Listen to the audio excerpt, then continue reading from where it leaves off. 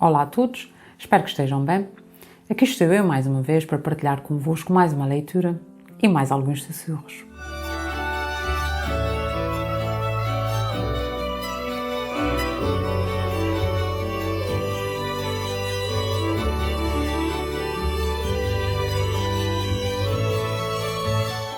O meu nome é Malvina Sousa e hoje neste espaço, quando os livros sussurram, vou partilhar alguns excertos do livro Bicicleta à Chuva, de Margarida Fonseca Santos. Antes de começar, relembro da importância de subscreverem o canal e de partilharem os sussurros para que possamos chegar a mais pessoas. Bicicleta à Chuva. Jaime. Conheço de cor o muro que fica em frente à paragem de autocarro, com era a passar de dentro para fora, como se fosse uma cascata congelada. Naquela tarde, ao ver uma bicicleta ali encostada, deu-me logo vontade de a desenhar. Costumo ficar sozinho, à espera do autocarro. Detesto correr que nem um maluco para apanhar o das 4h10, como fazem todos os outros. Talvez seja porque sou muito pesado, ou então porque não tenho grande vontade de perder, todos os dias, a corrida aos lugares sentados. Os meus amigos queixam-se sempre. A bicicleta era tão verde como era e tão velha como o muro. Ficava linda ali. Agarrei no bloco e no lápis, desenhei-a com uma facilidade que até me assustou. E fiquei muito contente com o resultado. Estás a desenhar a minha bicicleta? Dei um salto no banco. Assustei-me mesmo. Estou? Algum problema? Não.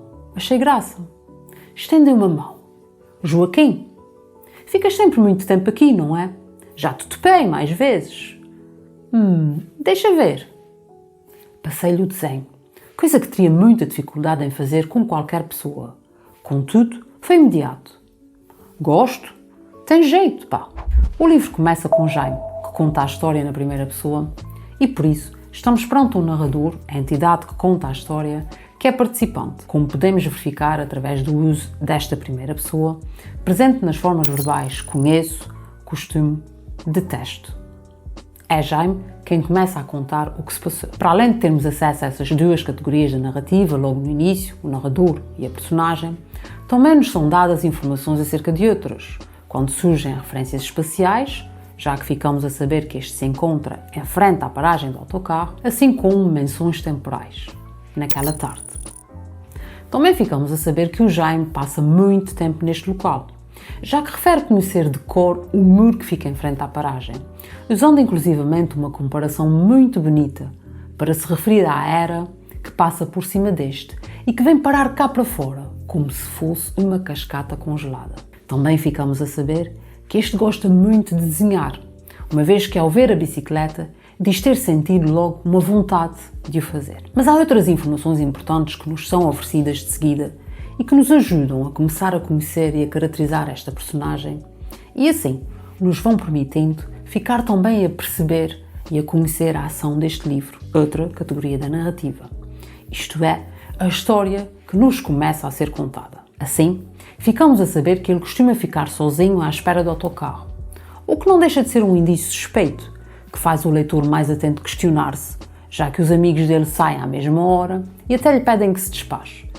E ele não gosta de ir a correr, como os outros miúdos para apanhar o autocarro que passa mais cedo, explicando que tal se deve ao fato de ser muito pesado e que nunca consegue arranjar um lugar sentado. Ora, com estas informações, já temos alguma caracterização física de Jaime, quando este se autocaracteriza fazendo referência ao seu peso, assim como psicológica, mostrando-nos como tudo isso mexe com ele, deixando-o aborrecido e desiludido. Depois de os amigos partirem no autocarro, ele volta à bicicleta e, mais uma vez, serve-se de uma comparação para a descrever. Era tão verde como era e tão velha como o muro. O que é certo é que Jaime começa a desenhar a bicicleta e fala rápida e facilmente, tanto que ele mesmo refere que até se assustou, mas ficou muito satisfeito com o que fez. É nesta altura que aparece o dono da bicicleta que lhe pergunta se ele a está a desenhar, o que faz com que Jaime se assuste e dê um salto no banco. Este seu comportamento, assim como o que ele diz de seguida, estou a algum problema, poderão também ser vistos como mais um indício de que algo se passa com ele, levando-o a assustar-se facilmente e a ter algum receio perante este tipo de situações. O dono da bicicleta responde que não há problema nenhum, apresenta-se e até refere já ter reparado que Jaime passa muito tempo ali. Vê o desenho e gosta, elogia-o e vai-se embora tão rapidamente como chegou. Mas deixa-nos no ar uma sensação boa, a de que estes dois vão dar-se bem, o que é reforçado com a ideia de que Jaime lhe mostrou o desenho sem hesitar, algo que, como ele mesmo diz, tinha dificuldade em fazer com qualquer outra pessoa. O autocarro chega e Jaime entra neste. E apesar de não vos ter lido esta parte, porque alongaria demais os sussurros, nesta altura, já dentro do autocarro, é-nos dado a conhecer o seu universo interior, a ansiedade e o receio que este sente ao aproximar-se do seu destino, no qual, tal como ele diz, acontece sempre o mesmo. E já perceberemos o quê. Valdomiro. "Olha quem vem lá!" gritou Cássius.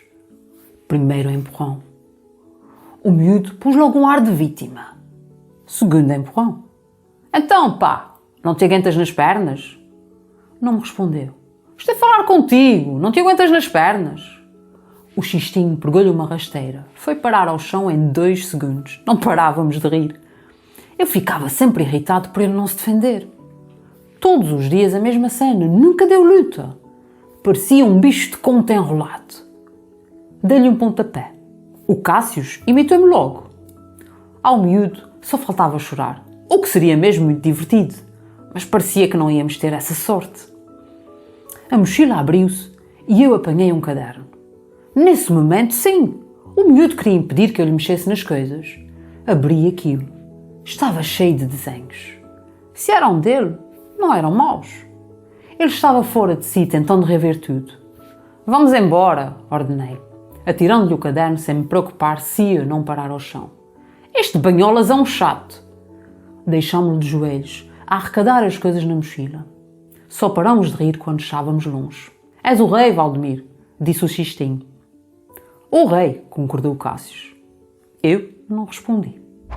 Se o livro e o primeiro excerto que vos li se iniciou com a narração de Jaime, mostrando-nos o seu ponto de vista e o que sente, nesta parte que acabei de vos ler, é-nos apresentado um outro narrador, Valdomiro, e assim sendo, a sua perspectiva. Trata-se de uma estratégia fabulosa utilizada pela autora deste livro e muito bem conseguida, para nos mostrar como estas duas personagens tão diferentes, afinal estão e vão estar ligadas, e não de uma forma positiva. Para além disso, esta estratégia também tem como objetivo dar-nos a conhecer os dois lados da história.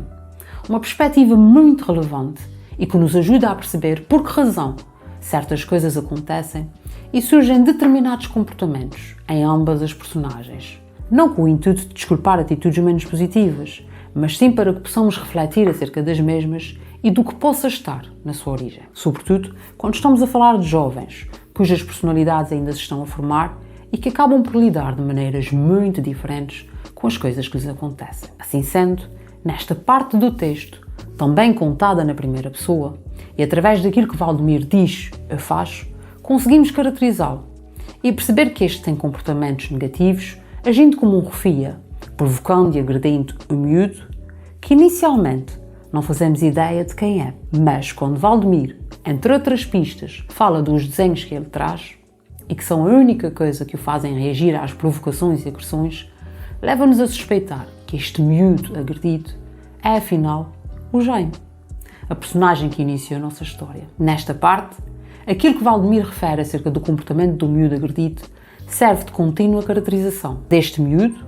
que prefere não reagir, mostrando-se receoso e que parecia um bicho de conta enrolado, uma comparação magnífica e que nos oferece uma imagem da maldade provocada pelos refias e da humilhação a que eles submetem o miúdo, e que tem uma atitude mais firme apenas quando tenta impedir que mexam nos seus desenhos, o que nos revela a importância que estes têm para ele. Mas também temos aqui a caracterização de Valdomiro, que se revela maldoso, cruel, pelo pontapé que dá no miúdo, é por dizer que fica irritado por ele não reagir.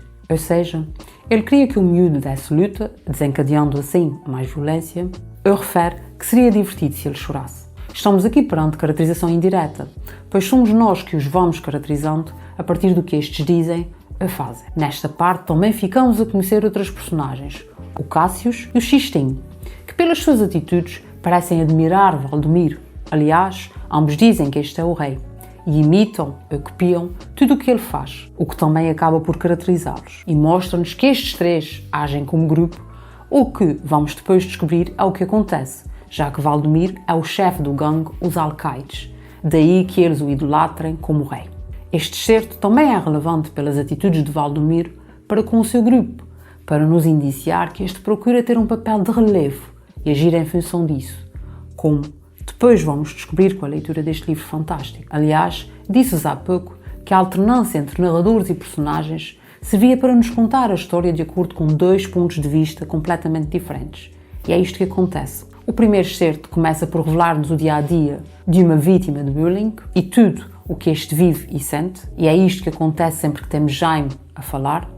O segundo, por outro lado, mostra-nos o cotidiano de um agressor que, conforme vamos percebendo, à medida que vamos lendo o livro e sem querer desvendar demasiado, é alguém que luta para conquistar um lugar de destaque num bairro que é muito complicado e que tem uma vida também muito difícil em casa, num ambiente nefasto de constante violência e incompreensão, o que, não servindo de desculpa, ajuda a perceber melhor os caminhos pelos quais este decide enverdar e os comportamentos de violência que para ele se tornam banais e são tão normais. Ao longo do livro, estas personagens vão estar sempre relacionadas e muitas surpresas se vão dar.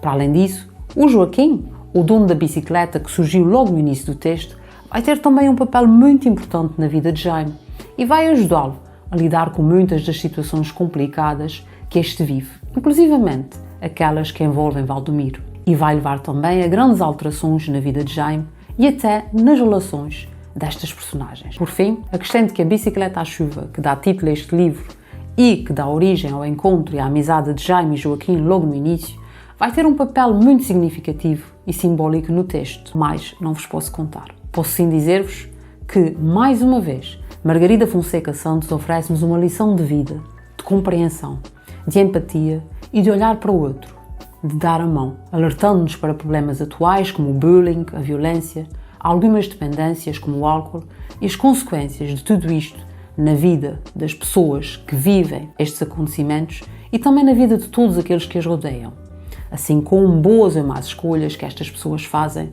e como estas escolhas condicionam as suas vidas. Não vos vou falar da autora deste livro, Margarida Fonseca Santos, por já o ter feito aqui antes, quando vos trouxe um outro livro, o incrível A Caixa da Gratidão. Digo-vos apenas que com mais este livro e pertencente à coleção A Escolha é Minha, Margarida volta a mostrar-nos como abraça o seu público, as suas especificidades e a necessidade de refletirmos e discutirmos temáticas importantes da vida de todos nós e que podem ajudar muitos jovens. Margarida escreve com e sobre as emoções. Espero que tenham gostado de mais estes sussurros e despeço-me, prometendo voltar na próxima quarta-feira para mais um momento de partilha. Já sabem, se quiserem saber qual a obra abraçada, não percam os próximos sussurros. Não se esqueçam também de subscrever o canal. Até lá, não se esqueçam, é importante estarmos todos atentos, porque os livros sussurram.